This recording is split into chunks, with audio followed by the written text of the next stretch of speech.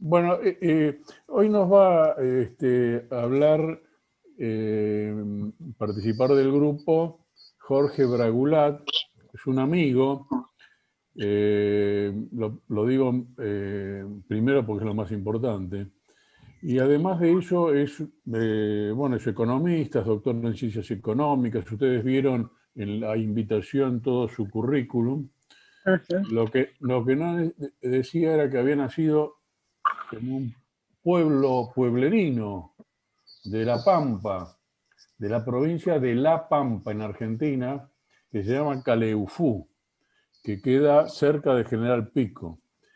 Pubertó en General Pico. Eh, Después, bueno, creo que estudió, no, no lo recuerdo bien, estudió y tiene algo que no sale en los currículum vitae de la gente, a pesar de llamarse vitae, y que es que siendo el rector de la Universidad Nacional de La Pampa, fue considerado subversivo por la dictadura militar o previo a la dictadura militar, y fue puesto preso y pasó, creo que cerca de un año, en la prisión con otro compañero nuestro que también está en España, en la prisión de la ciudad de Resistencia en la provincia del Chaco.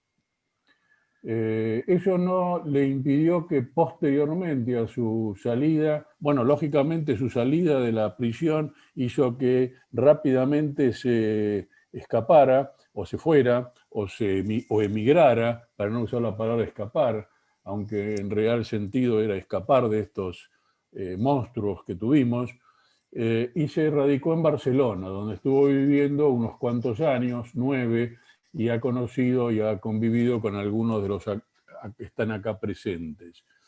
Eso me parece que es muy importante para un currículum vitae. Volvió a la Argentina y siguió, insistió, y lo difícil es a veces es progresar en lo académico después de pasar las que pasó. Y él lo logró.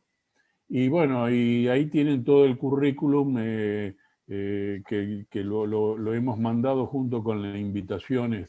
Este, el tema que nos va a hablar hoy es un tema que no hemos tratado nunca en el grupo. Por lo menos no lo hemos tratado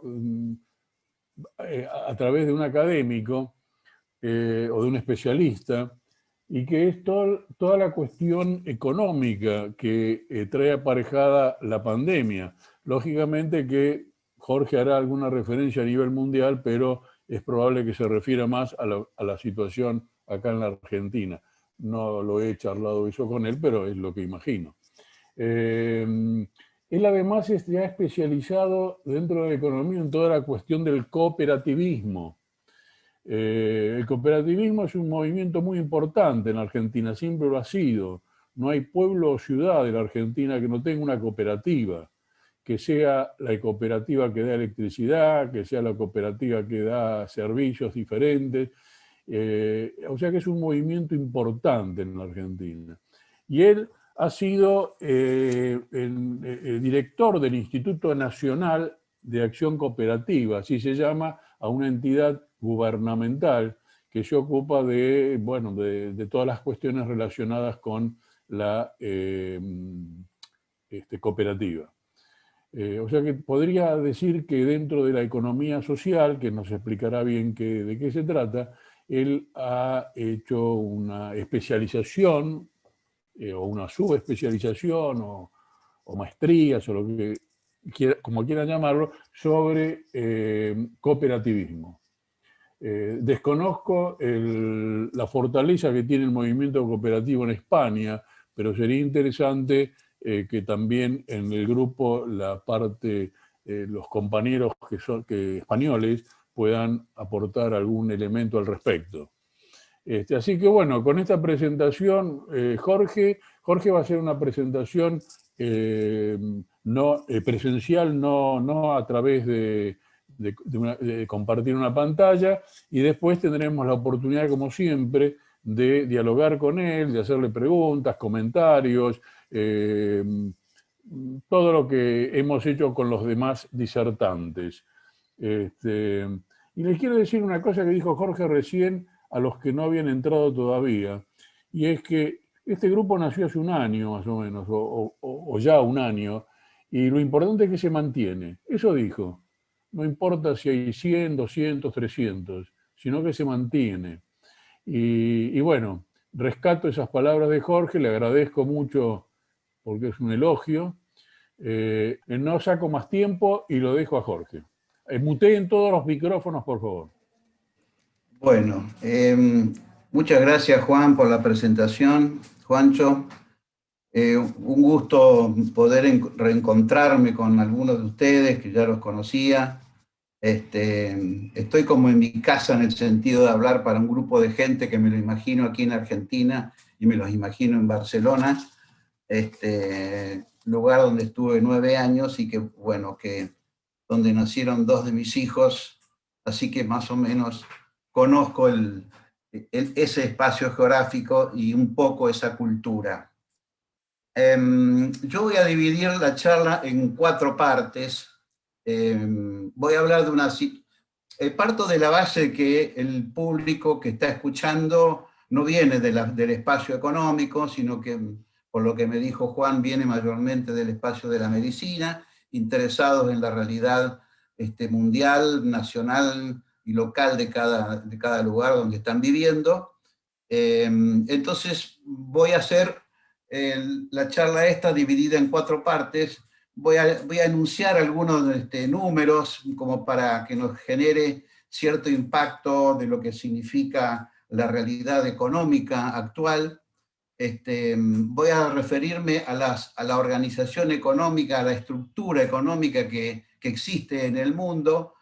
Después voy a llegar a qué es la economía social, de mayor a menor, digamos, y después qué se puede hacer dentro del espacio de la economía social, entendiendo qué es economía social. Bueno, yo quería decir dar algunos números que nos impactan y que muchos de los cuales a lo mejor ustedes los han leído, los quiero decir casi todos juntos, medio atropelladamente para que nos resuenen, y decir lo siguiente. En 9 meses de pandemia, las 1000 mayores fortunas del mundo recuperaron el nivel de riqueza que tenían previo a la pandemia. Los más pobres, para hacer ese seguimiento y de recupero de la situación hasta llegar a como estaban, necesitarán 10 años. El aumento de la fortuna de los 10.000 más ricos del mundo sería, tomar ese aumento de la riqueza sería suficiente como para eliminar, para que no dejar caer en la pobreza a los que cayeron en la pandemia. La tasa de mortalidad en Estados Unidos de negros y latinos, si se equiparara a la tasa de mortalidad de los blancos, habría 22.000 muertos menos. 85 personas en el mundo tienen la misma riqueza que la mitad de toda la población del mundo, 3.500 millones de personas, lo cual habla evidentemente de que el sistema capitalista no tiene una equitativa distribución de la riqueza.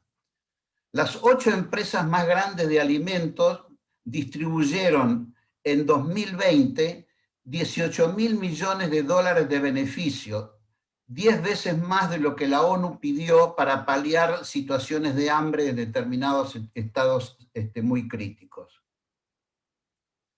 7 personas de cada 10 viven en países donde la diferencia entre ricos y pobres es mayor ahora que hace 30 años. Los aportes de los trabajadores, 3/4 partes de los trabajadores no tienen protección social.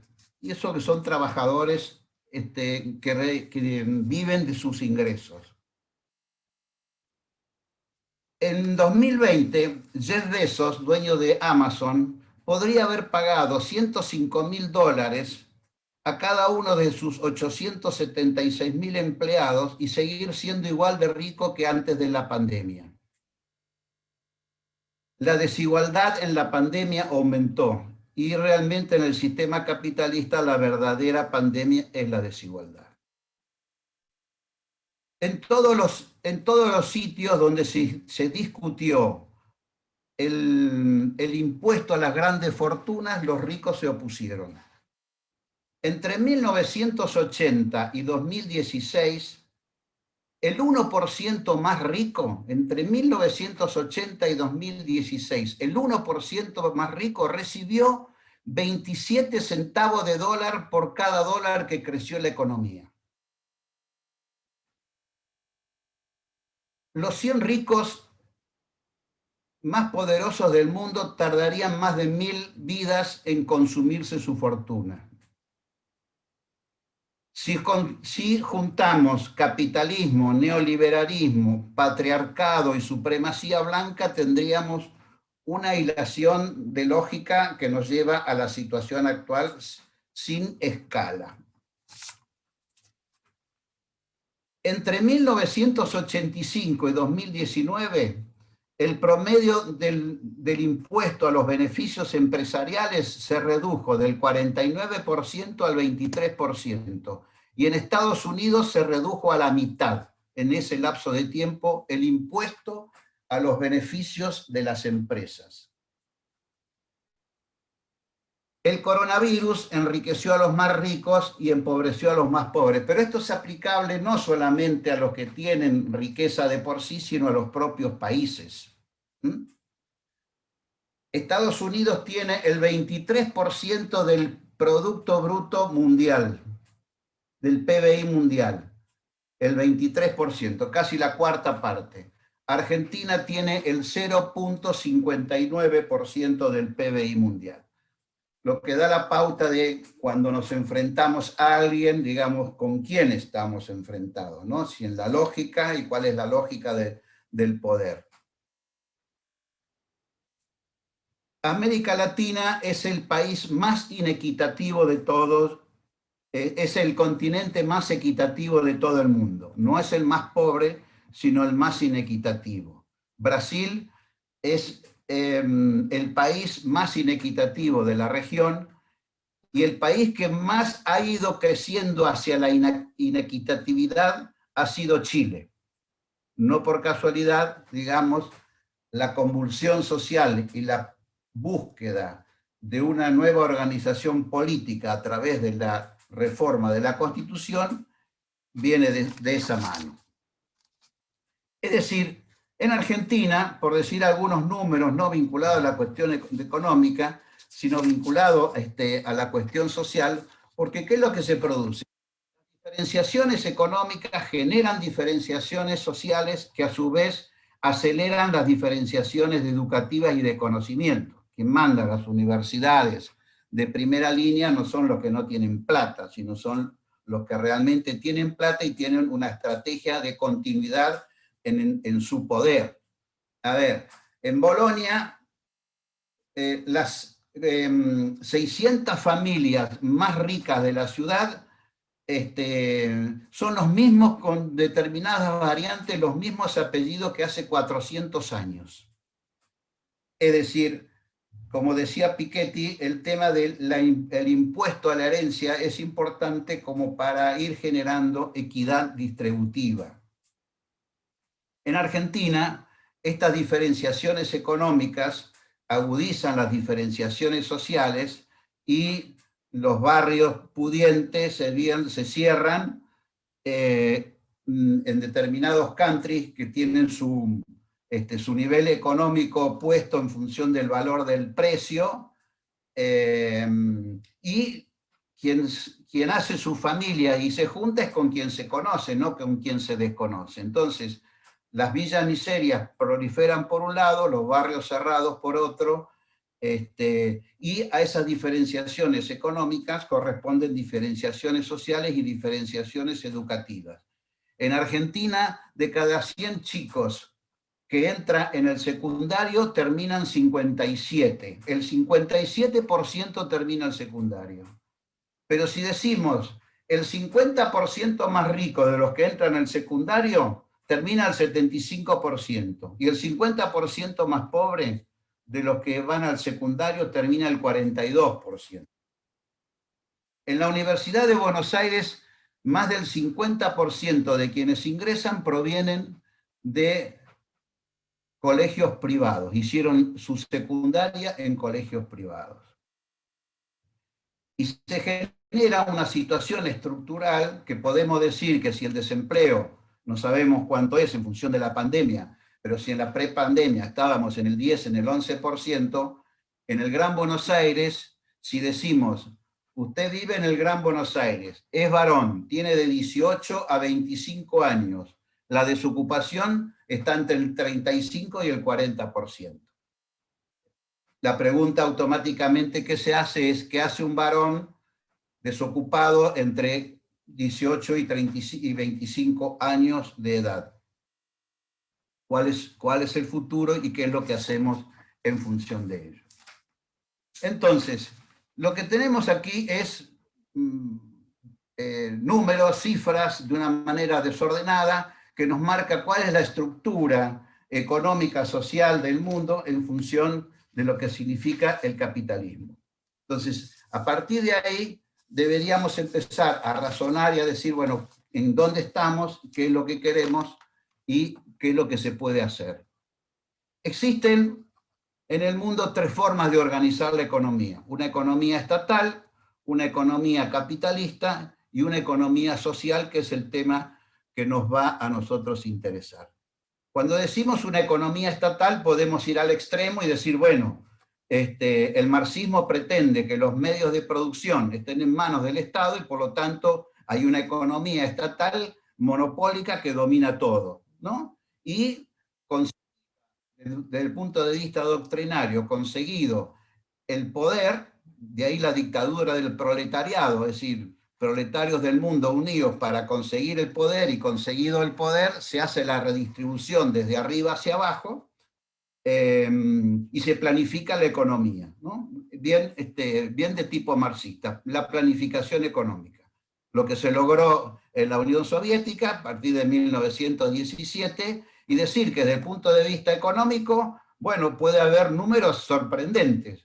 Rusia de 1917, de ser el país más atrasado de Europa prácticamente, en 40 años, en todo lo que gobernó Franco en el periodo de tiempo, en 40 años, logró poner al Sputnik, ¿no?, en función de la vacuna que digo ahora, al Sputnik en órbita, y fue el primer satélite tripulado que puso, digamos, y eso lo hizo en 40 años. Es decir, el incremento de la riqueza de un país pudo haber sido provocado por una situación de planificación que evidentemente no tenía bases sólidas en su comunidad, y era construcción de poder y construcción estatal, pero no era construcción de comunidad como se pretende dentro del espacio de la economía social.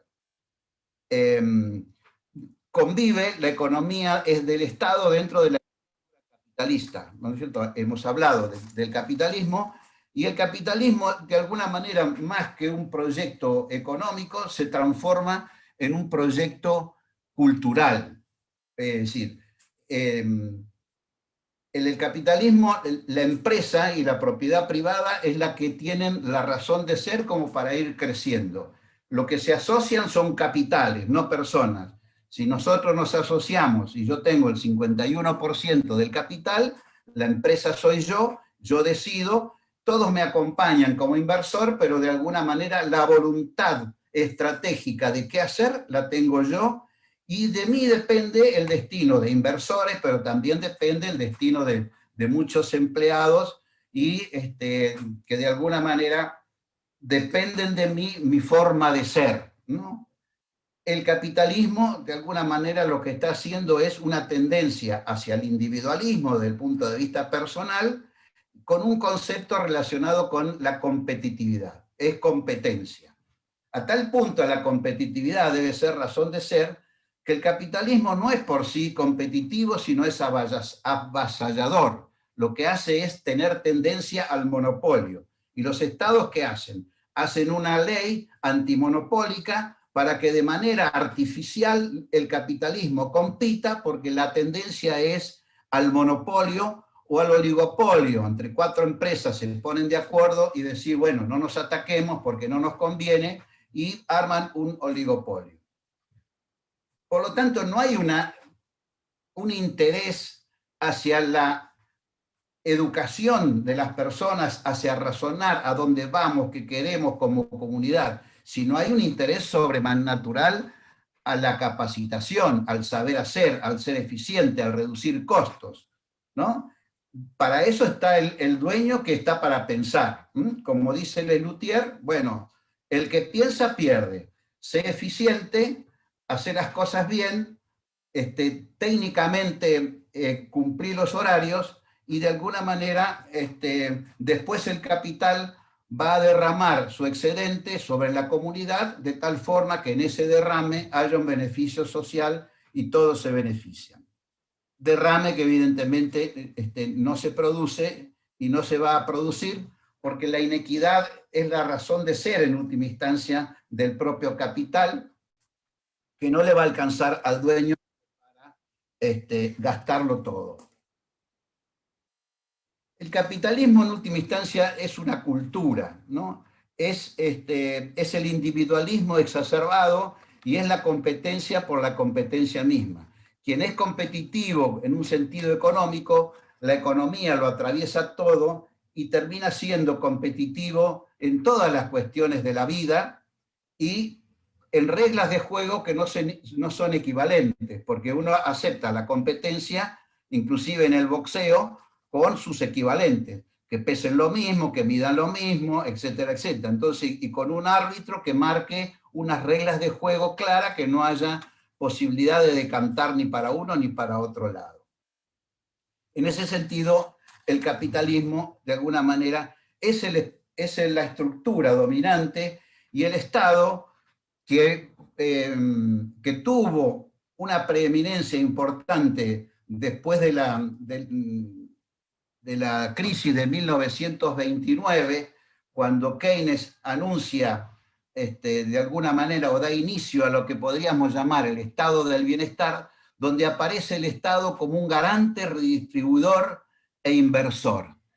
Y en última instancia lo vemos como si fuera el banco de último piso. Lo vemos en la pandemia. El Estado, la derecha se ha dado cuenta más que nunca ahora de la importancia que tiene el Estado y de no ceder al Estado, porque ha sido el Estado el que ha inyectado dinero, eso se ve en Europa, se ve en Estados Unidos, de una manera de que la economía no se detenga. Una inyección de dinero que en cualquier país del mundo no central hubiese generado una inflación galopante. Sin embargo, en ninguno de estos países se genera inflación por la propia confianza social que existe, y que de alguna manera, convencida Merkel de que se podía emitir muchísimo dinero, la cuestión se hizo, y que eso va a traer como consecuencia, o trae como consecuencia, garantizar demanda, y en la garantía de la demanda se garantiza producción. Por lo tanto, el capitalismo se sigue dando cuenta de la importancia del Estado, aunque ha tratado de relegarlo, sobre todo cuando tuvo su auge el Estado, en el estado del bienestar, donde se ha ido replegando en función de estrategias que podíamos llamar de las privatizaciones, fundamentalmente con Reagan en Estados Unidos, con Margaret Thatcher en Inglaterra, y que vinieron la oleada de privatizaciones y que a nosotros en Argentina nos llegó de lleno, ¿no? Es decir, vendimos todo. Argentina fue proporcionalmente a su riqueza el país que más desnacionalizó su economía en la década del 90.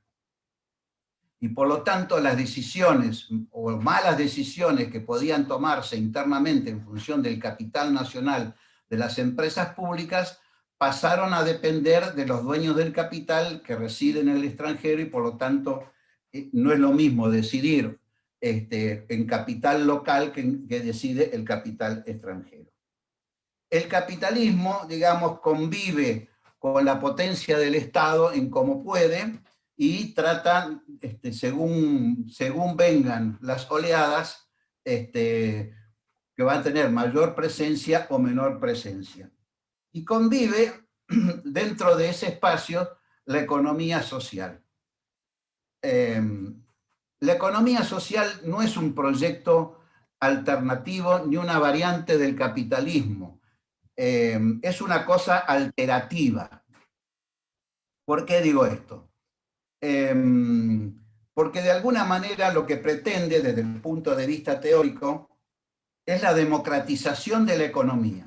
Si la tendencia es a democratizar la política, debemos también tener tendencia a la democratización de la economía, lo que significa que si como ciudadanos tenemos un voto, en la empresa en la que participemos también tengamos la misma participación de poder de un voto, aunque no tengamos la misma participación de capital.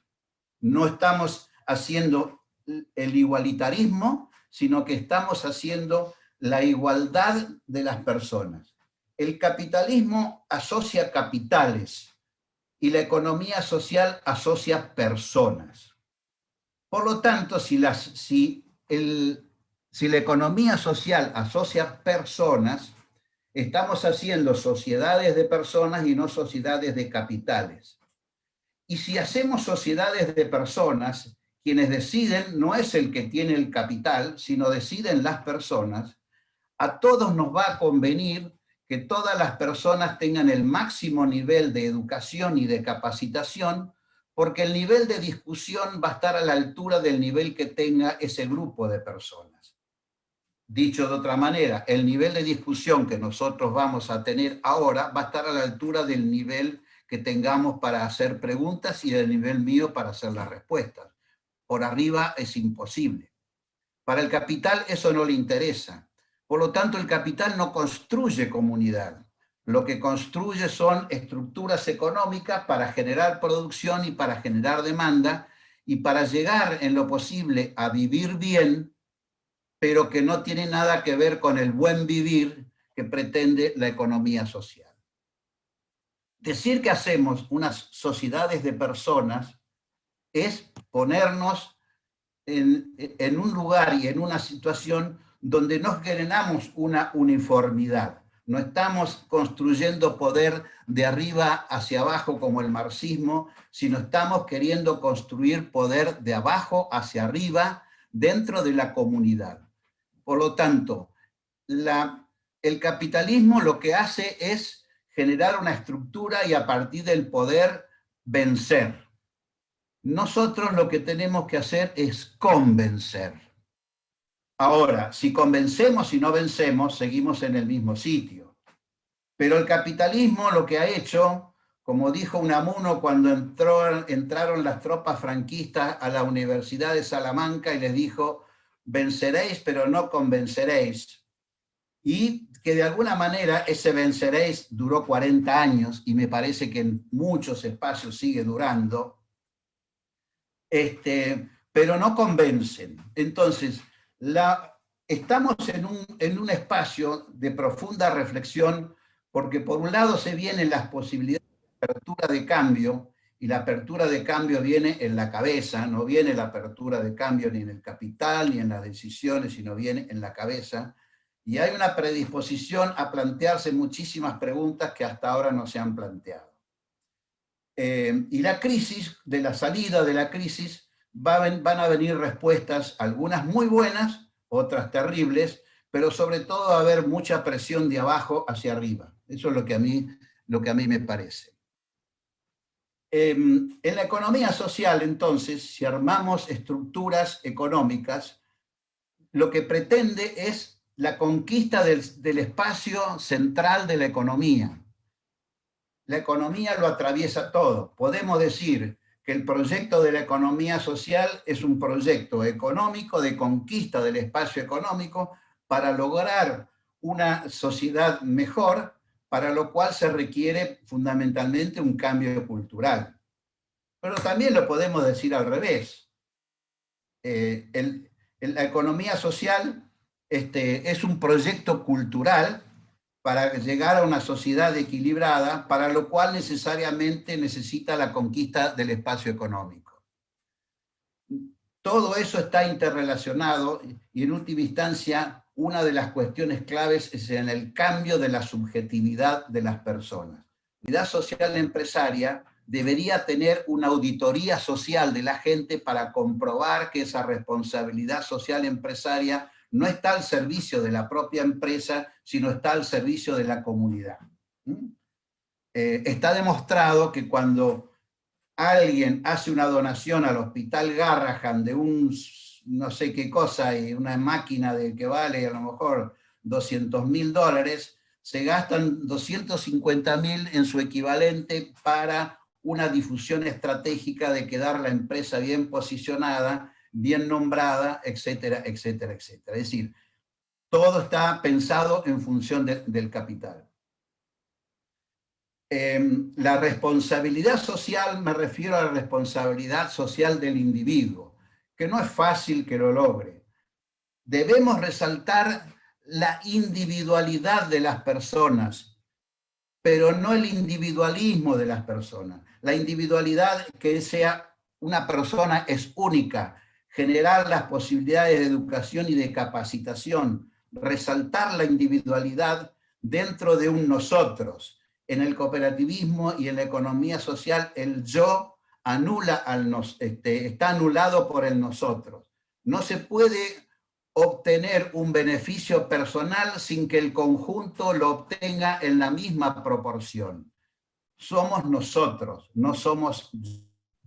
Por eso entre la individualidad y el individualismo me hace acordar un profesor que decía, mira pibe, no es lo mismo la gimnasia que la magnesia y suenan bastante parecidos. Bueno, la individualidad no es lo mismo que el individualismo.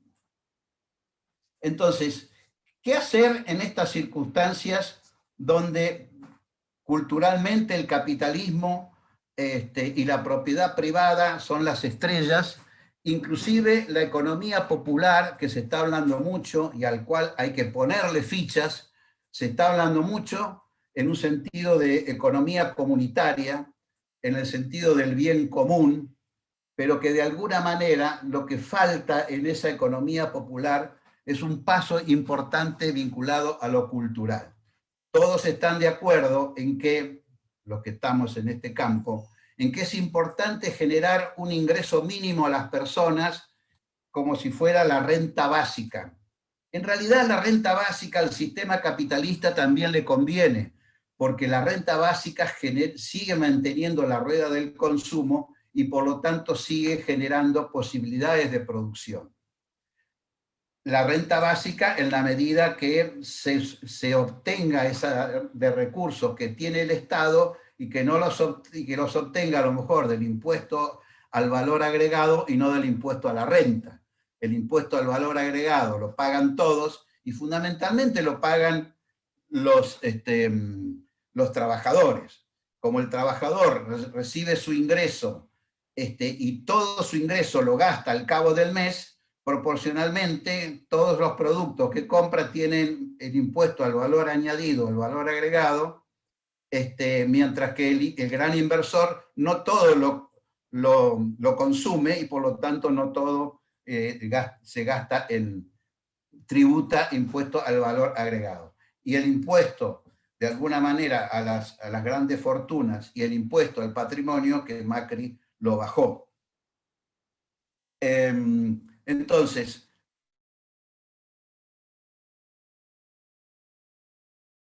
la economía popular, debemos ser muy cuidadosos de que aquel que está en la economía popular y tiene la suerte de recuperarse de alguna forma, porque no se trata de generar subsidio para el no trabajo, sino de generar subsidio para que se incorpore a la producción y al trabajo y al consumo de forma paralela, que se tenga en cuenta de un trabajo educativo para que si el que está en la economía popular crezca, no reproduzca hacia el interior de su pequeña empresa que se va formando la deformación de la relación de dependencia con el otro y contrate a una persona no en paridad de socio o de asociado solidario, sino que lo contrate como un empleado en relación de dependencia que después terminará pagando en el negro o pagándole menos de lo que corresponde. Debemos generar una economía popular tendiente a una economía popular y solidaria en función de reconocerse cuál es el lugar y el espacio que tiene ese individuo en la sociedad y qué es lo que se pretende. Dicho esto, convengamos que en Argentina y en España la economía social comprenden las entidades asociativas, las mutuales, las cooperativas, y nosotros estamos trabajando fuertemente con los clubes como entidades de la economía social.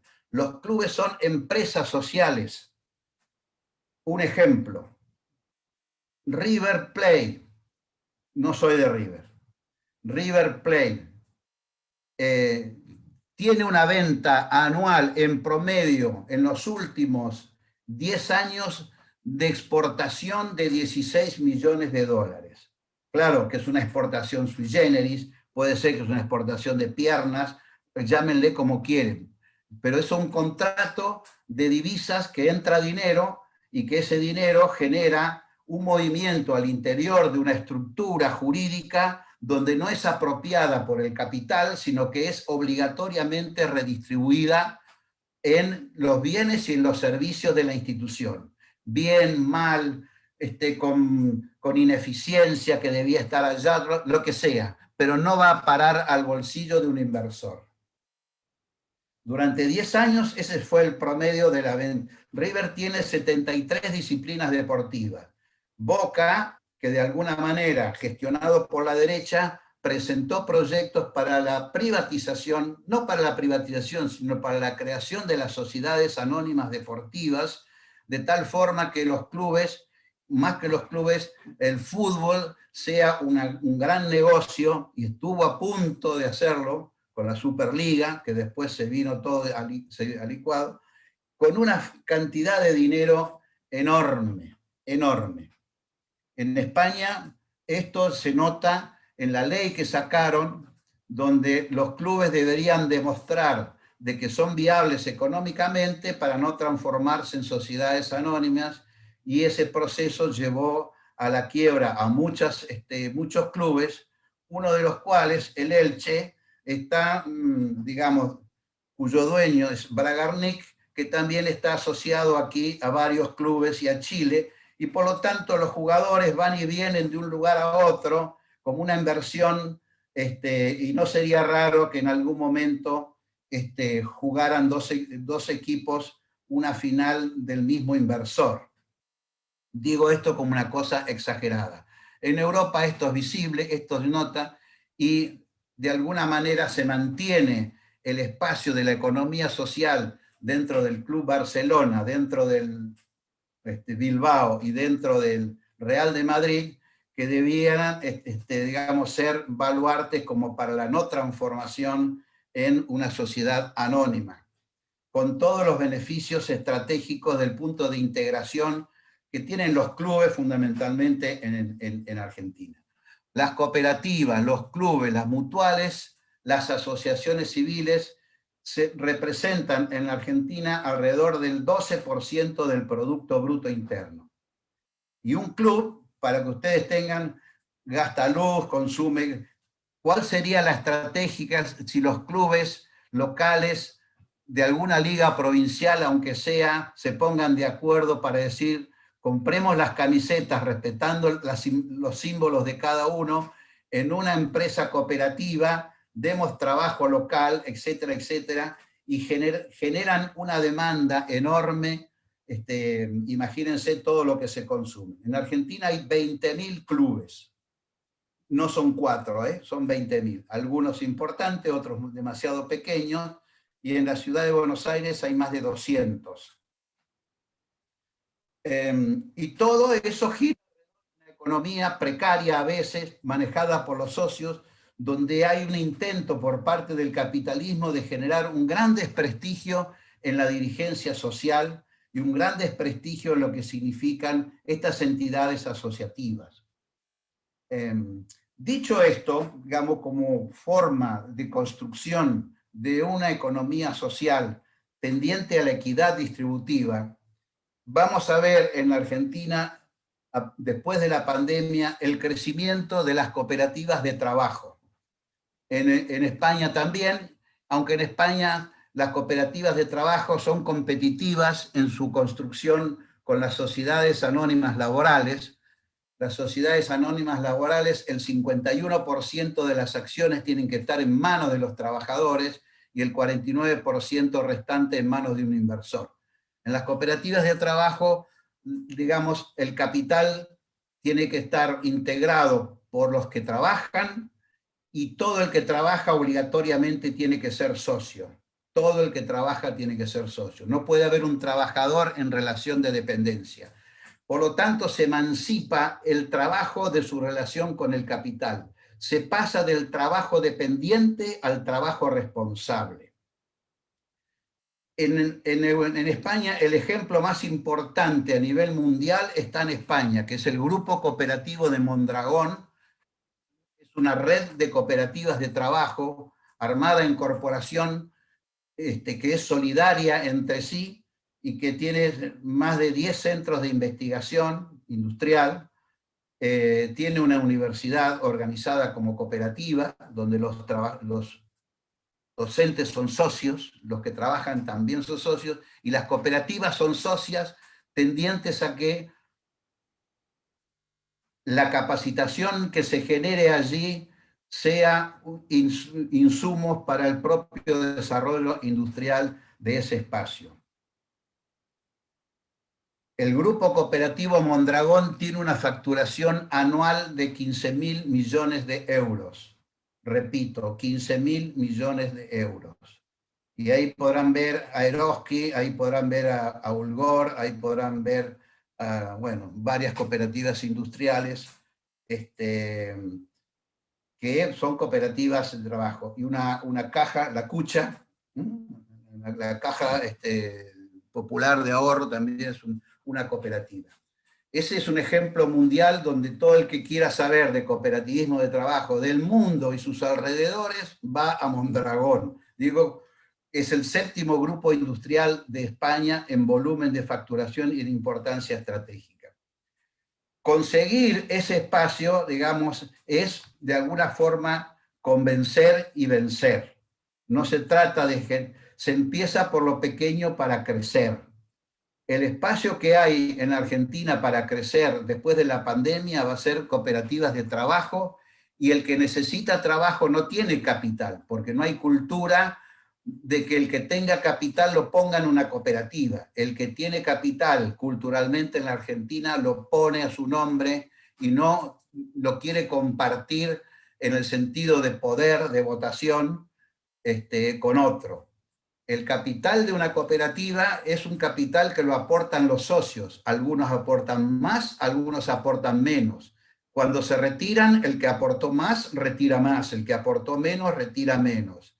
Pero el que tiene más, no tiene más poder, no tiene más votos. Es una asociación de personas. Y por lo tanto, están condenados en el buen sentido a ponerse de acuerdo. Esto culturalmente ha estado en contra de lo que es el capitalismo y es por eso que es muy difícil el crecimiento de estas estructuras. No así, no va a ser tan difícil en la pospandemia, porque se van a dar circunstancias sociales y de psicología social donde va a haber predisposición a ello. Pero convengamos que no van a ser cooperativas grandes las que van a crecer. Necesitamos sí que las cooperativas grandes ayuden. Y hay muchas cooperativas grandes que están en condiciones de ayudar, pero que no sé si van a ayudar.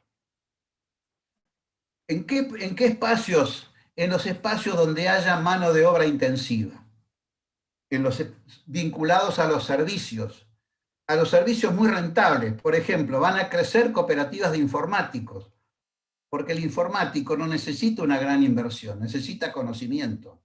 Y paradójicamente hay grandes cooperativas importantes en Argentina de informática que fundamentalmente trabajan con el software libre, no con el software privativo a nivel de lo que significa el software de Microsoft, donde te saca la versión 24 para que la compres porque después la 23 no es compatible con la 24 y después la 25 que no es compatible con la 24 y así sucesivamente.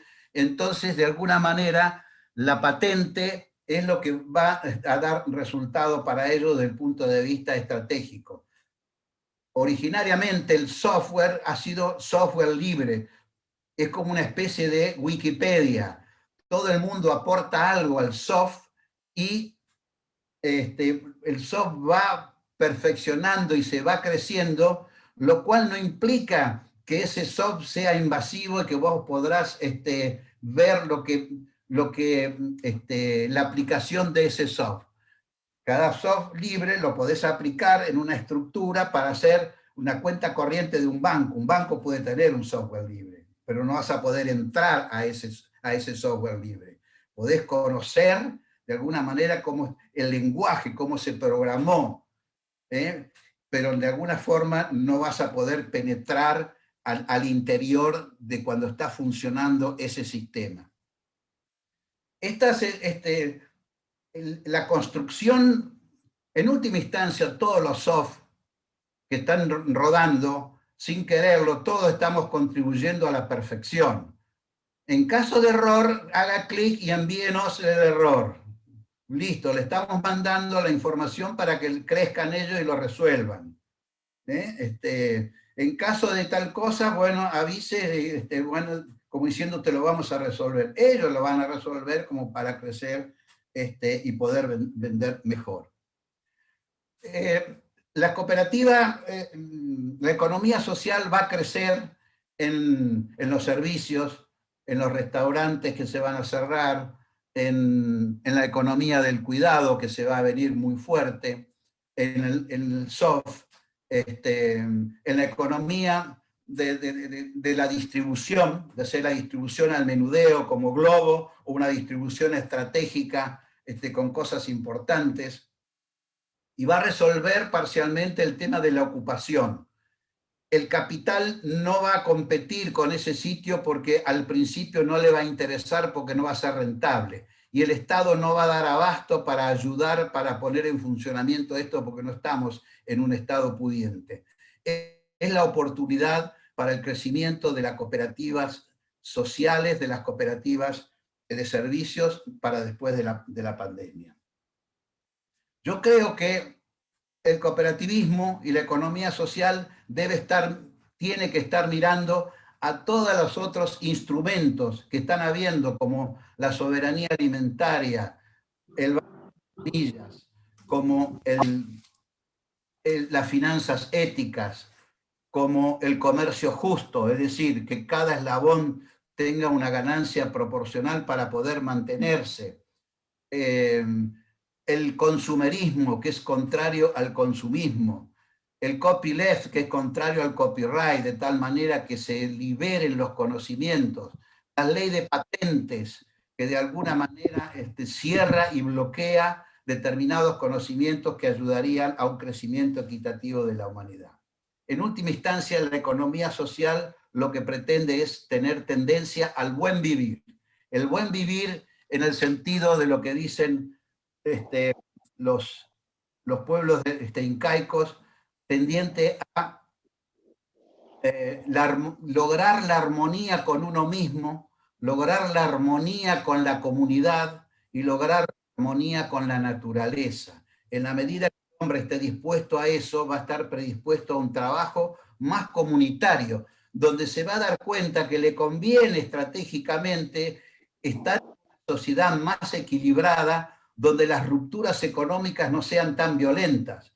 En los donde las desigualdades económicas son inmensas, las disputas políticas van a ser mucho más sangrantes que en otros sitios donde lo que se disputa es un sector económico-social donde hay muchos en el medio, donde hay tendencia al muy pobre o al muy rico y por lo tanto las tiranteses van a generar dificultades de armonización de la sociedad. pretendemos un camino no revolucionario, sino un camino evolutivo, acompañado por el Estado, para lo cual es de sumo interés la política, y la política pública no tiene que ser indiferente a todo. En ese sentido, el trabajo debiera ser el eje central para la construcción de esta nueva sociedad. El tiempo que empleé, me parece que algo me pasé. Si quieren podemos, no me preocupa que compartan las opiniones, sino lo que me preocupa es entendido lo que dije. A partir de que se haya entendido podemos discutir. Juancho, vos que sos el moderador, supongo yo, del coso. Sí, sí. Yo no soy muy moderado que digamos, pero me esfuerzo. Ahí le pido a Galaxy Note 10 más que por favor bloquee el micrófono. Galaxy Note 10. Gracias. Jorge, me quedó una duda, ¿no es cierto? Es decir, ¿cuáles son los sectores económicos que vos ves que van a crecer de la economía social después de la pandemia? ¿Qué sectores de la economía podrían crecer más después de la pandemia? Mirá, primero las empresas en crisis en Argentina van a tener posibilidades de reconversión a través de cooperativas. Eso hay que ayudar urgente, porque de alguna manera el capital no va a estar predispuesto a solventar pérdidas anteriores, aún teniendo un negocio posible. En ese sentido, aquí ya hay un ejemplo, ¿no? En Hurlingham hay un sanatorio de 200 personas que ha sido tomado y que quiere reconvertirse, y que los dueños lo quieren cerrar porque dicen que están teniendo pérdida y que no alcanzan a amortizar el capital. Bueno, ahí va a ser una lucha y va a haber muchísimas de esas. ¿Por qué? Porque hay una metodología de las empresas recuperadas que ya se hizo carne, ya se hizo cultura en la gente. No como en otros países donde esto es un fenómeno distinto, en la Argentina esto se va a producir. Entonces, ¿en qué sectores? En aquellos sectores en crisis donde haya posibilidad de recuperar una empresa. Eso es uno. ¿En qué otro sector? En el sector de la gastronomía. ¿En qué otro sector? En el sector de la distribución tipo globo, pero también de la distribución con camiones, digamos. En el sector del cuidado, de la economía del cuidado, de cuidar a las personas, ahí va a crecer mucho la economía social. Y lo que se quiere es que crezca no desde el punto de vista cuantitativo en términos económicos, sino cuantitativo en términos de gente. La gente es la que termina votando. Y en última instancia, convencer a un grupo de gente que tiene un emprendimiento exitoso es muy productivo para generar una nueva conciencia social. Te voy a dar un ejemplo, Juancho. En Argentina, las empresas recuperadas son mínimas comparado con la cantidad de cooperativas que hay, que son un montón. Sin embargo, el impacto social que han tenido las empresas recuperadas es superior al impacto social que tienen en el imaginario de la gente común las cooperativas. Y eso es así, por suerte. Y por desgracia cayó el BAUEN, que se mantenía ahí como un baluarte multiplicador. La cantidad de cooperativas que se recuperaron porque el BAUEN brindó sus instalaciones ha sido enorme. Una red de restaurantes en Buenos Aires impresionante, ¿no? Y por eso los restaurantes se van a cooperativizar cuando empiece la salida de la pandemia. Gracias, Jorge. Ahora queda abierto al grupo, a las personas que quieran participar, preguntar, dar algún tipo de opinión o consulta. Queda abierto a eso, ¿no es cierto?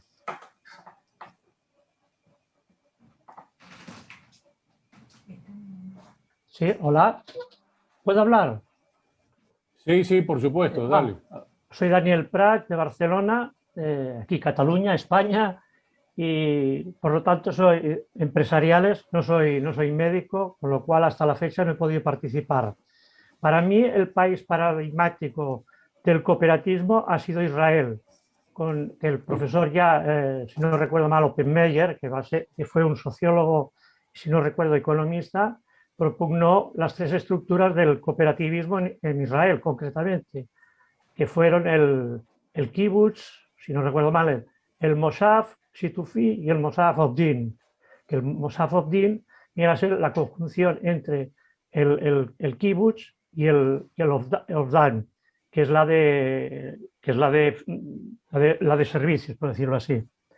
Pero bueno, dicho esto, yo lo que querría preguntarle es de que si el capitalismo, que evidentemente es la generación de excedentes y por supuesto la mercantilización de la generación del beneficio, la pregunta ¿es compatible un desarrollo económico sostenible y ecológicamente responsable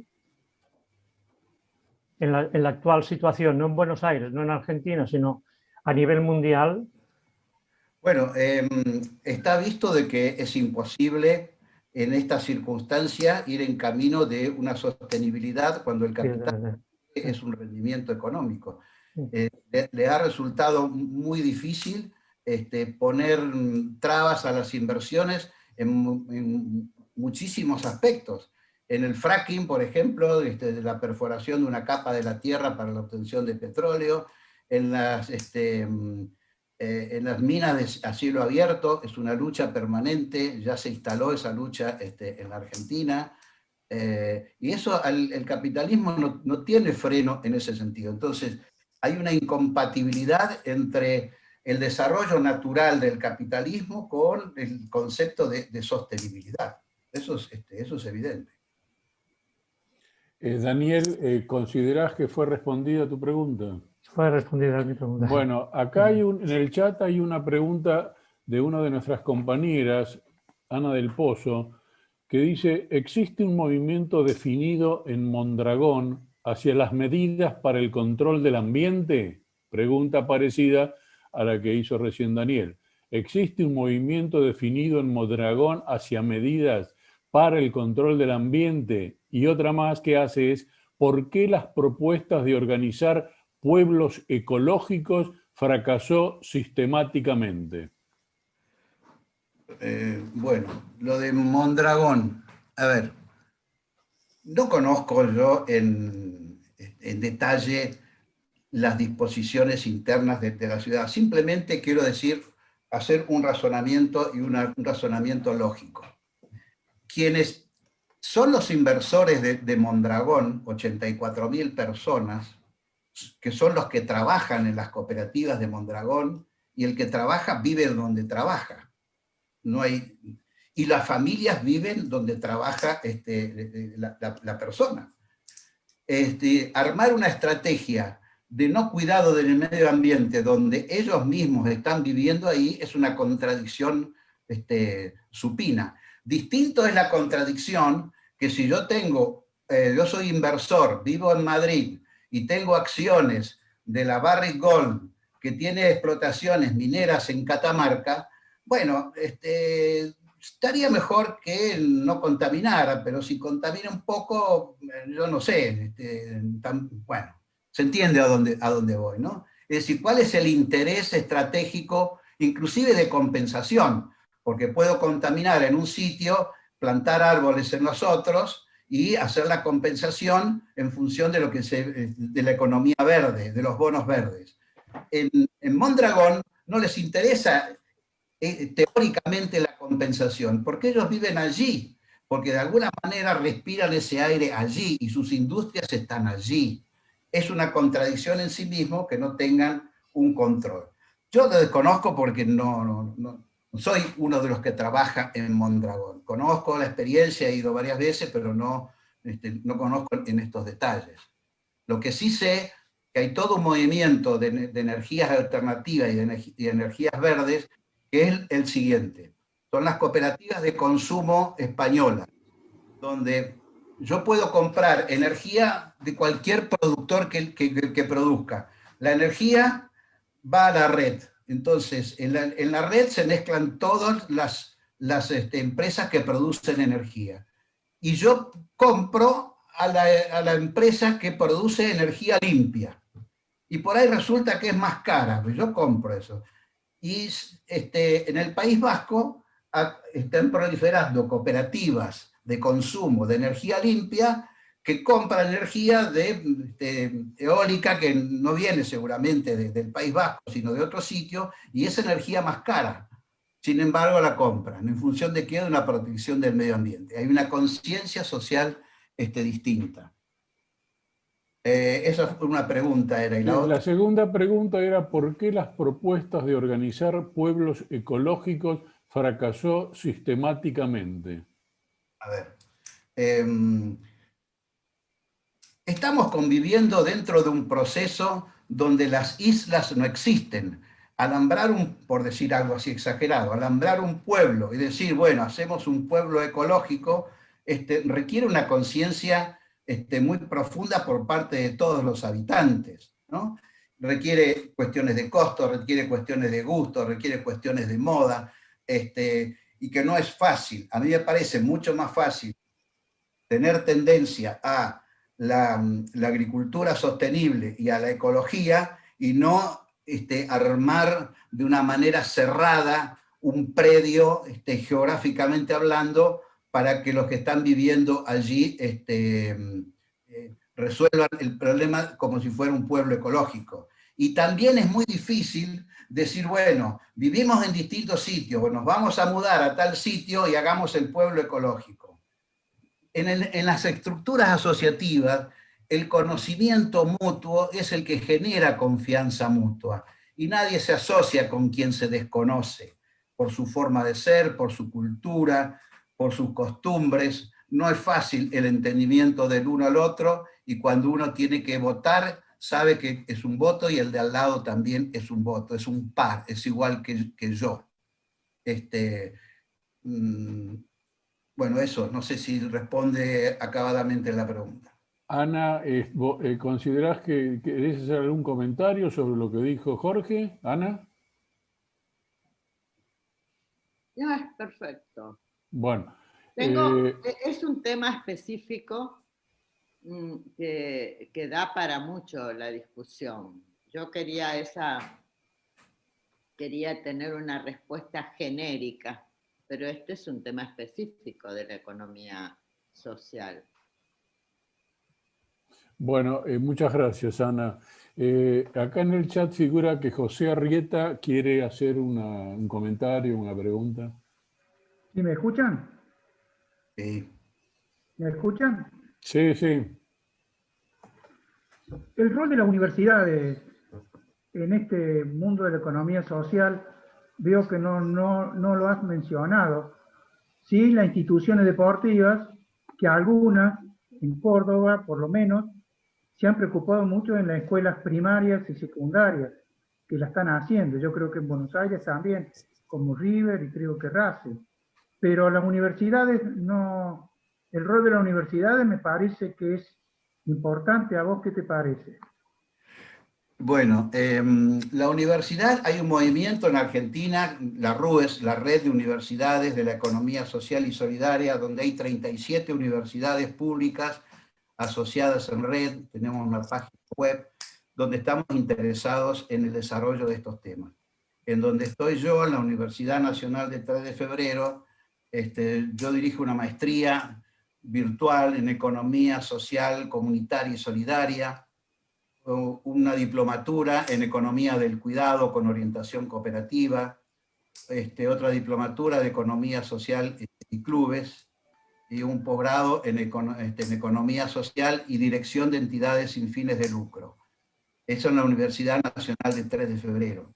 El tema de la teoría es muy importante como para saber a dónde ir. Ahora, la clave está en la aplicación de esa teoría. Por eso nosotros estamos muy ocupados y preocupados por nuestra vinculación y enlace con el mundo cooperativo y el mundo mutual real. Y ahí estamos, ¿no? Hay bastante... Por supuesto que la universidad siempre estuvo, sobre todo la facultad de económica, estuvo cooptada por la economía del capital.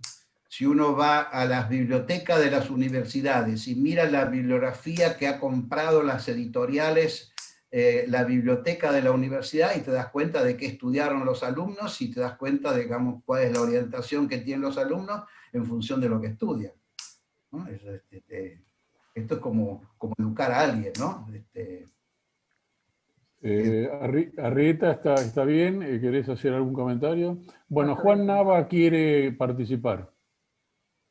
Sí. Hola, Jorge. Hola. A ver, no, yo, me ha gustado mucho tu conferencia. Has hecho prácticamente una promoción de, digamos, de la economía social y de las cooperativas, y es impecable. Lo que no se entiende muy bien es por qué no tiene más éxito, ¿no? Yo en Barcelona, no sé, igual hay más gente aquí que sabe cosas que yo desconozca en los lugares, en algunos pueblos o en las ciudades, pero no veo. Bueno, tú viviste aquí y me parece que no era una organización muy visible, no está muy visibilizada. En Mondragón sí, y bueno, está Landru, que vivió en Mondragón muchos años y participó, o sea, me gustaría también saber su opinión. Pero lo que vos dijiste una cosa que es muy importante, que es el cambio en el sujeto, o sea, ¿por qué, digamos, cuando vos la contás, es tan seductora este tipo de economía y sin embargo no está muy promovida por las organizaciones sociales, ni los sindicatos o las asociaciones mismas digamos, no sé, empresas como podría ser sencillas, como podría ser restaurantes o bares que se podrían organizar fácilmente en cooperativas, y no se ve más el individualismo. Probablemente es porque estamos en un mundo capitalista, pero hay un fallo ahí, ¿no? No sé, Bueno, entiendo que sí. Mondragón fue un mundo, no sé en este momento si sigue estando tan exitosa. Me gustaría que Landru comente un poco su experiencia también. Levanto la mano, ¿sí? Sí, habla Landru, dale, habla Landru.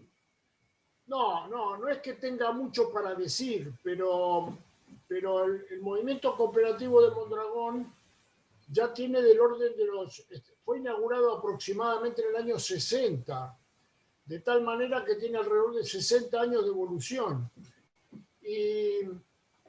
Y no es que esté en un momento particularmente de auge, pero al mismo tiempo está absolutamente estabilizado.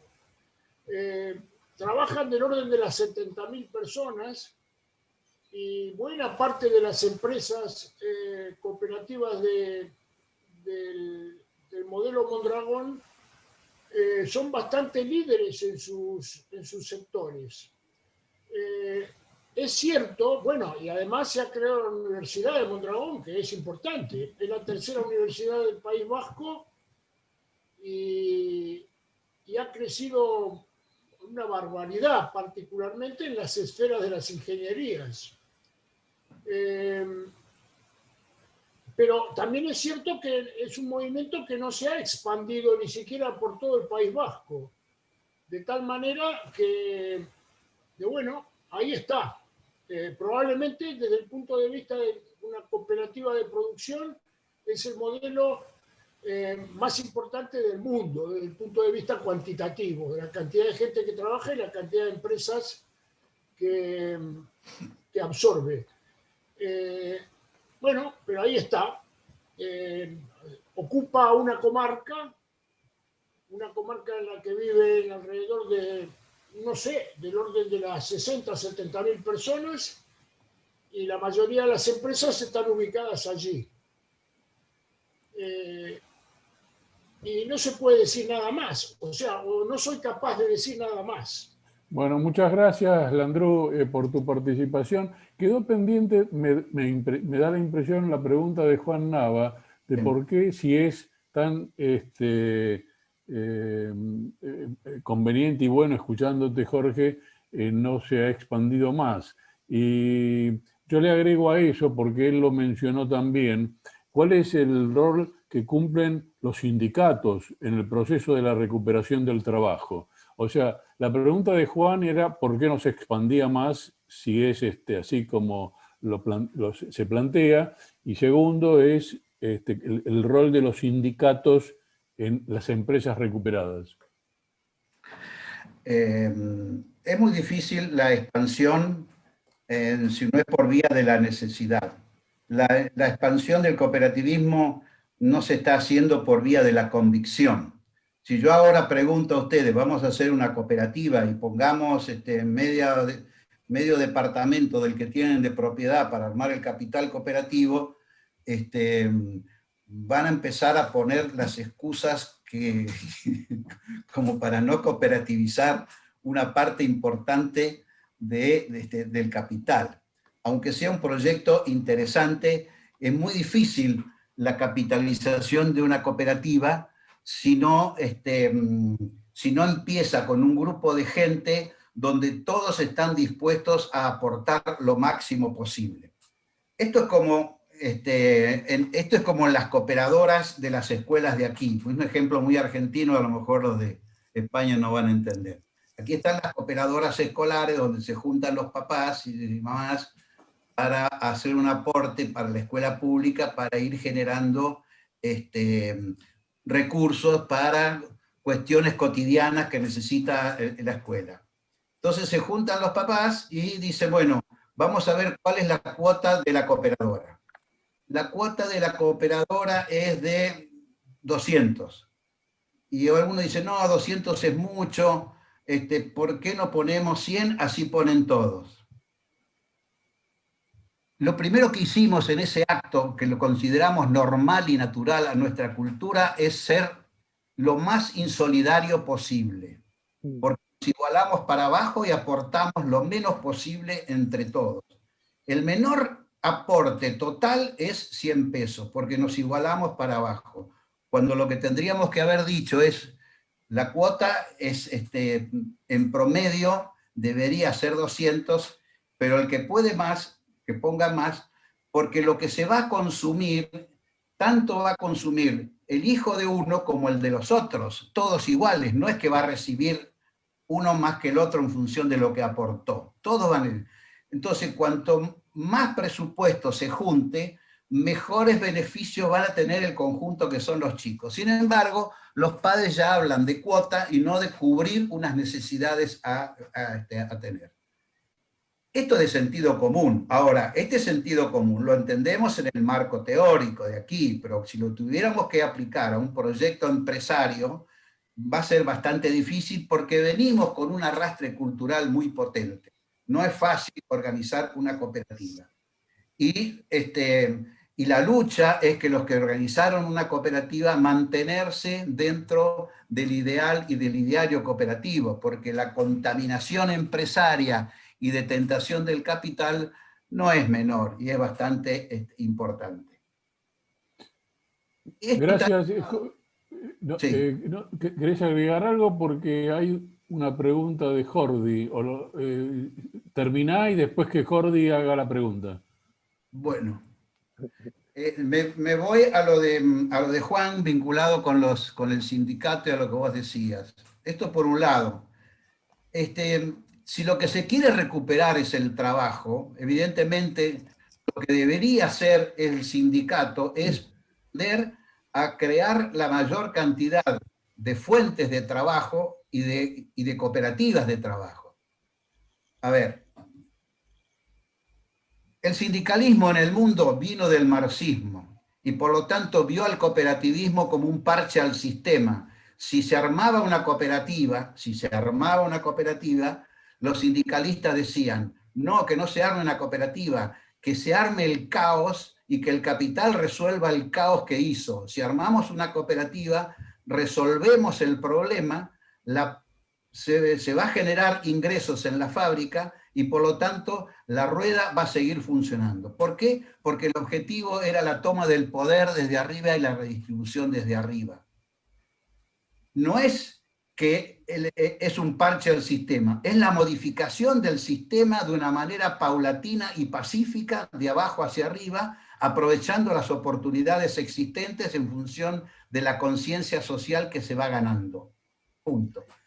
¿Qué ocurre en el sindicalismo no marxista? Acá está, con el eurocomunismo en Europa y con la renuncia, digamos, de todos los sindicatos a una postura de tipo marxista, y en Argentina, que nunca fueron marxistas, lo que se hace es la protección del trabajo en función de la cuestión corporativa.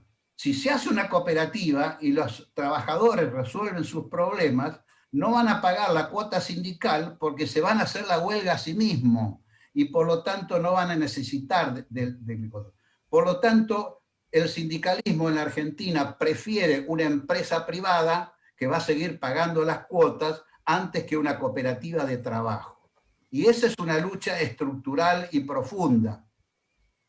Y de alguna manera, lo que está haciendo el sindicalismo en esta postura es preferir una relación de dependencia con el capital antes de que la gente se independice del capital y su propio capital sea el que maneja la propia gente.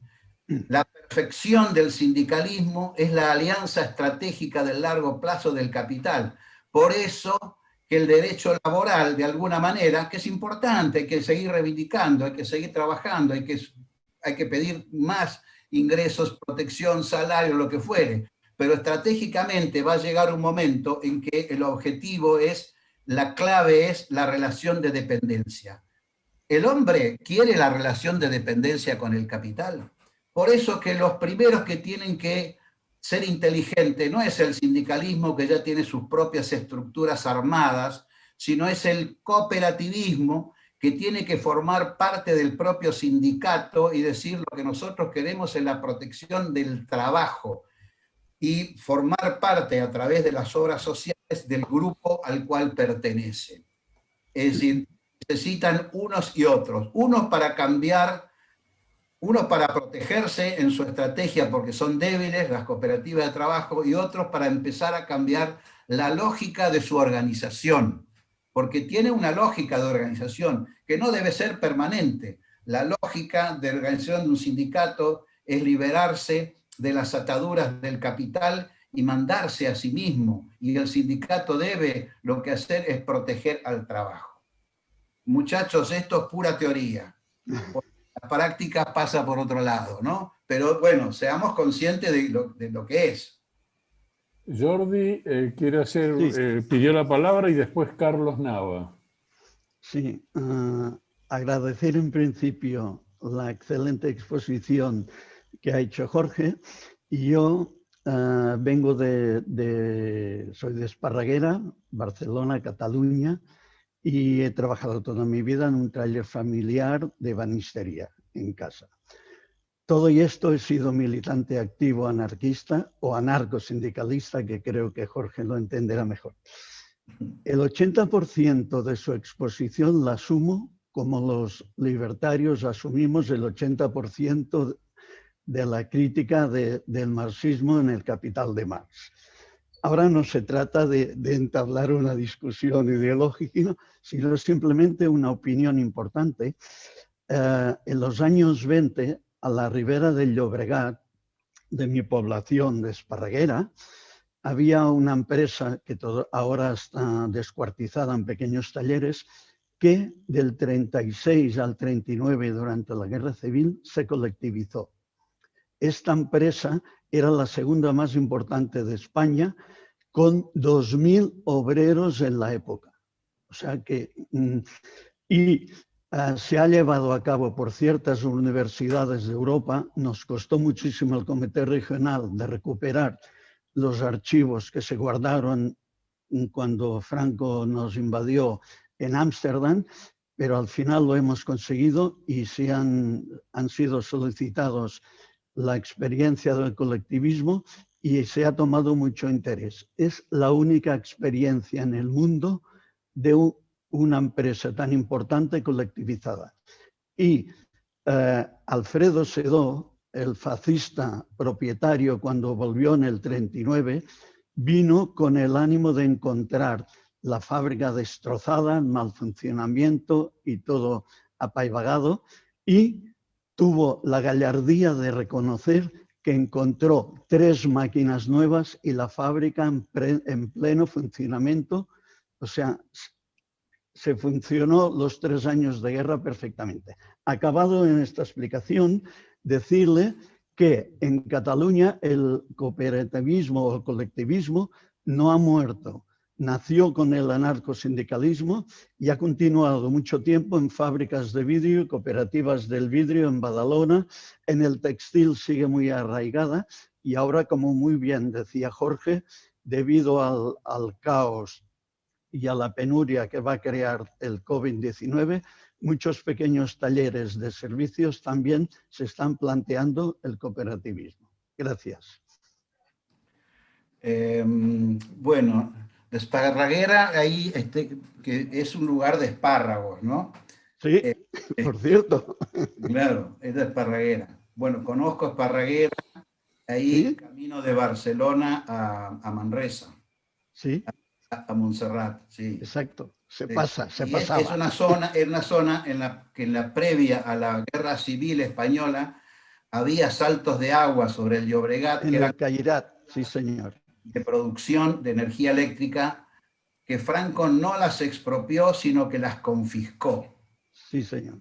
Y se perdió todo un movimiento de cooperativas de servicios públicos que hubiese tendido a la creación de energía limpia, porque era su razón de ser, ¿no? Muy interesante esa experiencia.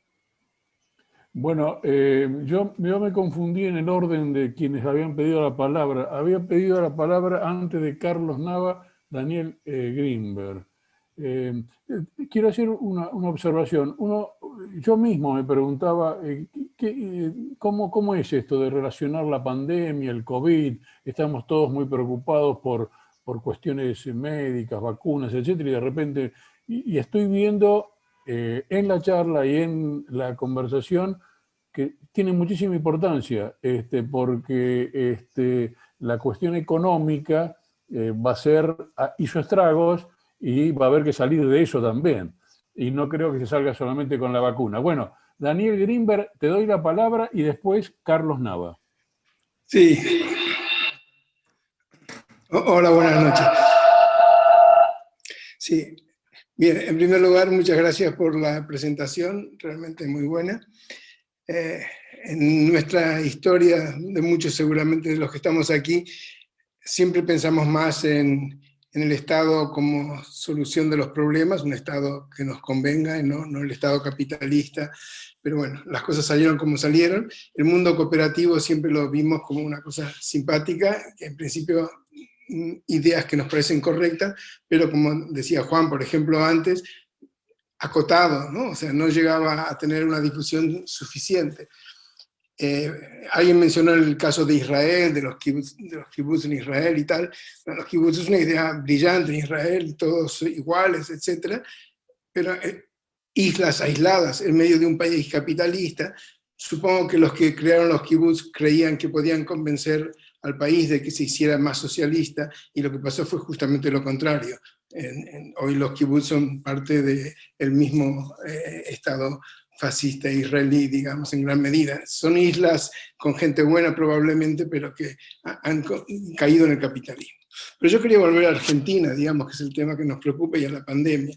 Y entonces la idea de que las empresas que caigan puedan levantarse por medio de cooperativas me parece perfecto.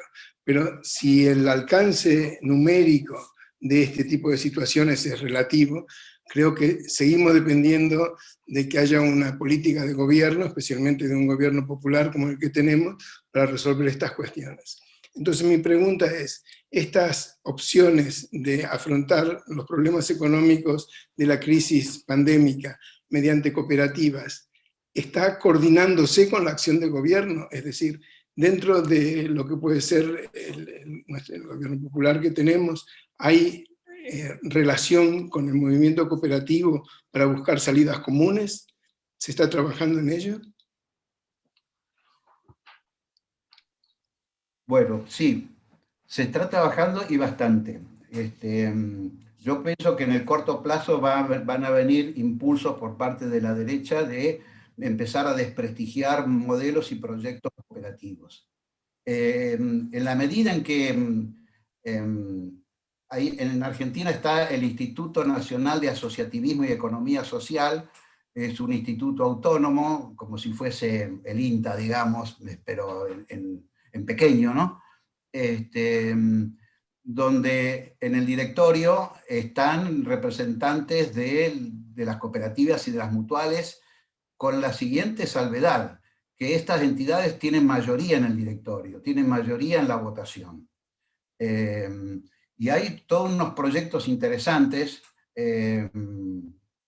ahora que yo recuerdo porque estamos trabajando con ellos, es la incubadora de cooperativas de cuidados, pensando en el trabajo de la mujer, en dignificar el trabajo del cuidado de la mujer, en que la mujer pueda independizarse, en que la mujer pueda tener un ingreso estable, en que la mujer no tenga una relación asimétrica con un patrón que va a cuidar de manera aislada e individual, etcétera, etcétera. Y donde hay mercado desde el punto de vista capitalista, hay mercado y hay muchas posibilidades de crecer.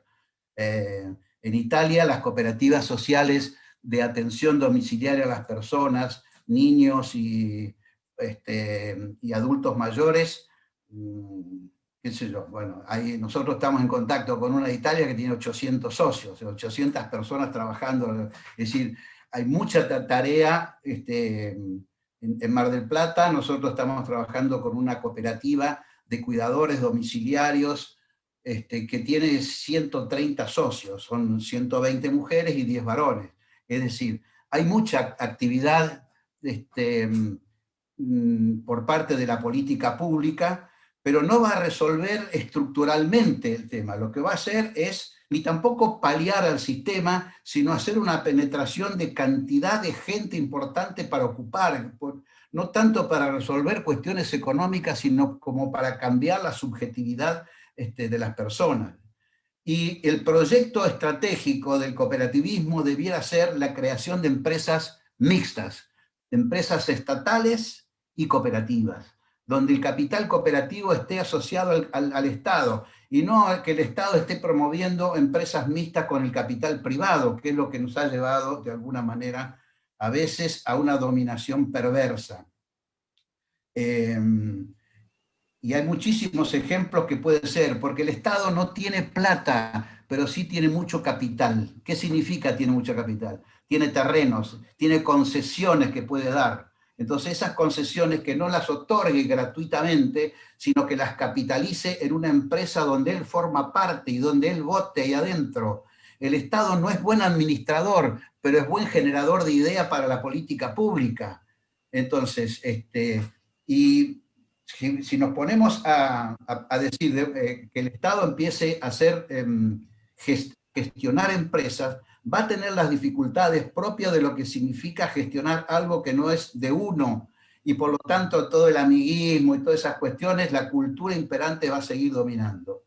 Las empresas, si se logran instaurar un par de empresas grandes, digo yo, importantes, que tengan impacto, llamémosle Vicentín, que se frustró en el amague, hubiese sido importante haber generado una empresa mixta con capitales cooperativos, que los había, y de capitales estatales, que los hay, porque con solo capitalizar la deuda que el Estado tiene ya significa poder dar vuelta el pasivo y ponerlo como capital. Ese capital es del Estado.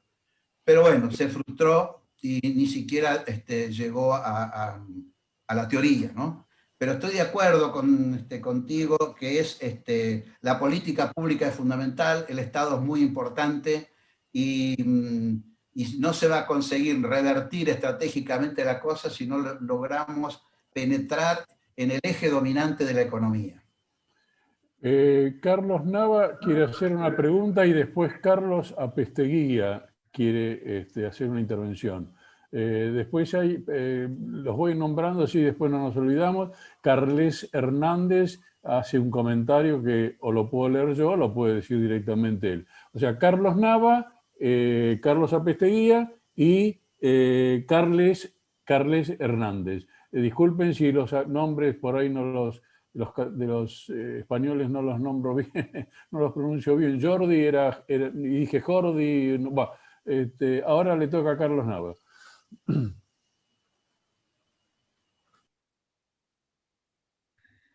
En realidad mi pregunta casi se superpone con la que hizo Daniel y con la respuesta que ya dio Jorge, que era que me parecía a mí que estas cooperativas, bueno, se necesita un capital inicial. Una cosa es una empresa recuperada, que ya hay un capital en sí, y otra es una cooperativa de creación desde la nada, y que el apoyo del Estado tiene que estar, no solo en el aporte del capital inicial, sino en el apoyo a esas iniciativas, en la preservación legal, en el apoyo legal, en la protección legal de esas cooperativas, porque si no, el tiburón del capitalismo se las come.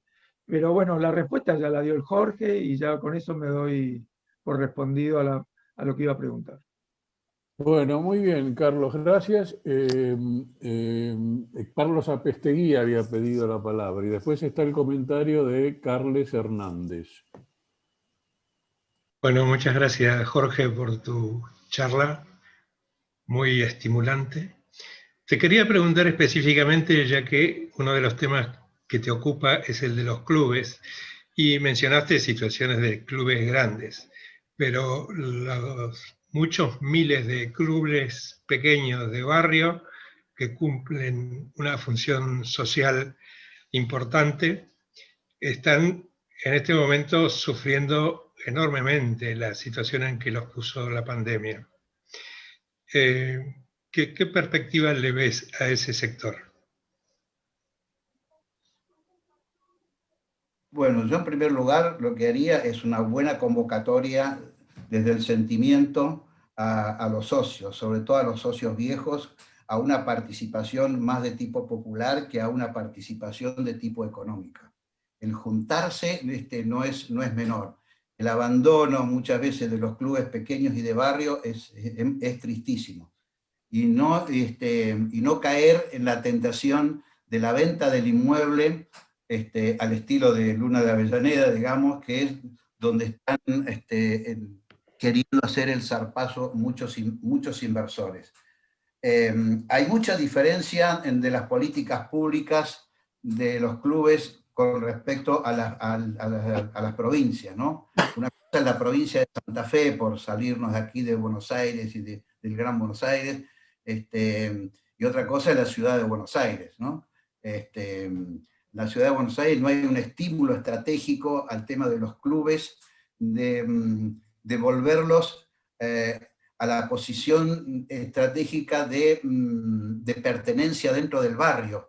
Hay que tener en cuenta que en los clubes, en cuanto se juntan personas, en cuanto se reúnen, en cuanto comiencen a conversar, en cuanto comiencen a discutir, en cuanto comiencen a surgir problemas sociales, económicos y culturales, automáticamente va a surgir un problema político y va a surgir una demanda. Esa demanda, digamos, tiene que ser canalizada al lugar que corresponde. No veo en la ciudad de Buenos Aires una estrategia política de contención de esa demanda. Por eso que sería importante que los propios asociados empiecen a volver. Hay que tener en cuenta que los clubes son uno de los pocos lugares donde el socio, aunque sea un pequeño capitalista, no está dispuesto a cederlo de manera privada para que se convierta o en un lugar de recreo o en una empresa que ponga un gimnasio bellísimo, pero que de alguna manera el socio no tenga participación, sino que hay un sentido de pertenencia que viene desde la familia en general. Hay que aprovechar esa circunstancia. Me parece que la política pública en general va hacia eso. Lo que pasa es que como Estado federal que somos, hay muchas diferencias en distintas provincias. muchas diferencias en distintas provincias. ¿Está contestado, Carlos, tu inquietud? Sí, muchas gracias. Bueno, Aide, ¿podés mutearte? Aide, ¿podés mutearte? A ver, el comentario que hace Carles Hernández, ¿lo quiere hacer personalmente o quiere que lo lea yo? Sí, no. Si os parece, lo comento. Es un poco ampliar la información que había dado Jorge, ¿no? De aquí, de Barcelona. Yo también soy de aquí, de la ciudad de Barcelona. Que era un poco lo que era el movimiento cooperativista, ¿no? Y nos tendríamos que remontar a mediados del siglo XIX, que hay una gran crisis, una gran depresión en la economía en Cataluña, y entonces esto fuerza al movimiento cooperativista, asociación de obreros, sindicalista y mutualista, ¿no? Y un poco ya al final de esta época dio como colofón, pues esto, lo que he puesto en el chat, ¿no? Que en Cataluña en 1935 había calado muy fuerte el movimiento cooperativista, había 300 cooperativas de producción, y al final de la guerra civil ya solo quedaron 65. Pero en 1942, ¿no? El franquismo, la ley estatal, subordinó el cooperativismo a la Central Nacional de Sindicalistas, que era un sindicato que estaba, que estaba dominado por Falange Española tradicionalista y de las Jons. Y esto durante los primeros años, hasta los años 60, deshizo cualquier movimiento cooperativista, y a partir de los años 60 se crearon alguna cooperativa en materia de construcción y también de consumo, pero no ha calado en Cataluña como caló en el País Vasco. Era solo una aportación complementaria a lo que nos ha dicho antes Jordi Jiménez. Solamente era esto. Gracias, Carles. Sí. No sé, Jorge, completar. Sí, quería acotar algo de lo que dijo Carlos de la historia, que me pareció interesante, y decir lo siguiente, que en Cataluña, que efectivamente la ley franquista de 1942 tenía una disposición que decía que la Asamblea debía elevar una terna al sindicato, a la parte central, y que de ahí el Estado elegía quién iba a ser el presidente, o sea que la dependencia era inmensa. Pero cuando viene la apertura, en Cataluña se produce un movimiento muy interesante de las cooperativas de educación. La gente no quería enviar a sus hijos ni a los colegios religiosos, ni a los colegios estatales, que venían contaminados de toda una pedagogía franquista muy dura, y empezaron a organizar cooperativas de educación que se ha difundido por todo Cataluña, y con un movimiento muy interesante que está dando como resultado la creación de una pedagogía cooperativa, que es muy bueno, porque si los que trabajan ahí son los maestros, son los socios, son los dueños del colegio, y tienen que resolver la cuestión cooperativa de manera cooperativa, la pedagogía a emplear está en consonancia con el modelo de gestión que ellos mismos tienen. Por lo tanto, no es enseñar la cooperación en un lugar donde no se coopera, sino, me parece un movimiento interesante, Carles, que hay en Cataluña, que no sé cómo estará ahora, pero... Está en funcionamiento, está en pleno funcionamiento, sigue. La única dificultad ahora es que estas cooperativas tienen concierto con la Generalitat, ¿no? No son propias, sino que son centros concertados. Bueno, muchas gracias, Carles, muchas gracias, Jorge. A mí me parece que desde el punto de vista sanitario, desde el punto de vista médico, se está hablando de un síndrome post-COVID, pero se habla poco a veces del síndrome post-pandémico, que va a ser más grave tal vez que el sanitario. Y lo que a mí parece que aportó Jorge, o nos hace pensar Jorge, es las formas en que la sociedad, la política y nosotros como miembros de la sociedad y de la política debemos afrontar este síndrome post-pandémico que no sé si no va a ser más grave. Yo te diría, Jorge, perdón, Liliana Lorenzo quiere hacer una pregunta.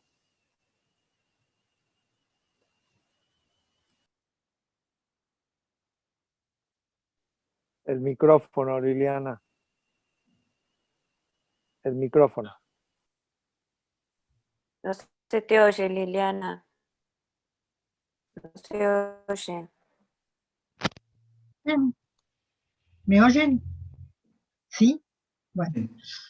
La pregunta es, este tipo de organizaciones cooperativas que describiste, ¿qué tienen que ver con la CETEP, por ejemplo, con lo que propugnan la CETEP? Y la segunda pregunta es, ¿en qué lugar del Estado alguien que pretende formar una cooperativa tiene que recurrir, si existe ese lugar? Bueno, empecemos por la segunda, que es más sencilla. En el INAES, podés entrar en la página web INAES, y ahí están todos los pasos a seguir para la constitución de una cooperativa, que podés hacerla de manera gratuita. Inclusive hay instructivos y hay consultas online que seguro que te van a responder. Eso por un lado. Bueno, a ver, la estrategia de la CETEP vinculada al tema de la economía popular tiene como base de sustentabilidad. Perdóname, Jorge, perdóname, pero tenemos que hacer un cierto glosario para nuestros compañeros españoles. ¿Por qué no? CETEP es una sigla. ¿Podrías decir todo completo, así ellos pueden comprenderlo más? Me parece que es Confederación de Trabajadores de la Economía Popular. En Argentina, para los extranjeros, hay un movimiento muy fuerte de gente que llamamos cuentapropista, que por cuenta propia, de manera muy precaria, sin alcanzar los mínimos de ingreso, desarrolla una actividad, ¿no? Que los que andan por la calle, que se vendiendo cosas, tratando de hacer día a día algún trabajo totalmente aislado, de arreglo, de jardinería, de lo que fuere. Y si juntamos a todos ellos, es una mayoría de gente como los trabajadores sindicalizados, es millones de personas en todo el país. Entonces la Confederación de Trabajadores de la Economía Popular tiene la pretensión, en primer lugar, de convertirse en un sindicato, defender ese espacio de trabajo. Al convertirse en un sindicato, digamos, de alguna manera busca la protección para ampliar su base de sustentación y sus alianzas estratégicas de poder, y pretende formar parte de la Confederación del Trabajo, de la CGT. Si logra eso, y si lo reconocen como sindicato, y si logra una integración del CGT, el espacio político que logra de golpe ganar es muy importante. Por lo tanto, no está en la estrategia de la CETEP ni en favor ni en contra de las cooperativas. Está en la estrategia la defensa de ese espacio para que la gente, digamos, crezca y alcance la sustentabilidad económica y con una integración social y familiar. Por eso es que yo dije muy a la pasada, y es bueno que lo pueda repetir Liliana, que es muy importante que dentro de la CETEP, digamos, exista un espacio de educación en términos muy globales y generales, pero que básicamente tiendan no solamente a ayudar para que salgan de esa situación de precariedad que el Estado ponga dinero en la renta básica universal que le ayude a estos trabajadores que no tienen ingresos seguros y regulares, a que con un aporte estatal, más lo que ellos consiguen de manera aleatoria, lleguen a un piso que les permita alcanzar a vivir de manera muy precaria, marginal desde un lugar económico, pero no desde un lugar de pobreza. Entonces, se los consideraría trabajadores y el Estado teóricamente haría el aporte suplementario hasta llegar a un sueldo en función de los aportes que cada uno consiguió. Teóricamente, si consiguen un 60%, el Estado aporta el 40%, lo que fuere. Son fórmulas difíciles de calcular, pero estoy hablando de la idea. No hay una idea de que el individuo que crezca no reproduzca en el próximo emprendimiento el mismo comportamiento social que ha tenido toda la gente o toda la sociedad con respecto a él, que lo ha llevado a la marginalidad, sino que de alguna manera tiene la obligación, como se lo ha ayudado a salir, tiene la obligación de ayudar a salir a otros y de integrar a otros.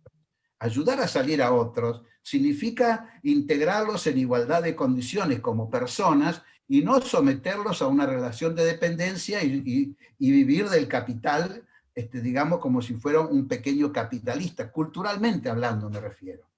Si el pequeño, digamos, tiene un pequeño vehículo para el reparto, bueno, que después no contrate a otro para manejar y repartir y él se queda en su casa administrando como si fuera un taxi flat, digamos. Digo esto de una manera exagerada, ¿no? Pero para que se entienda la idea.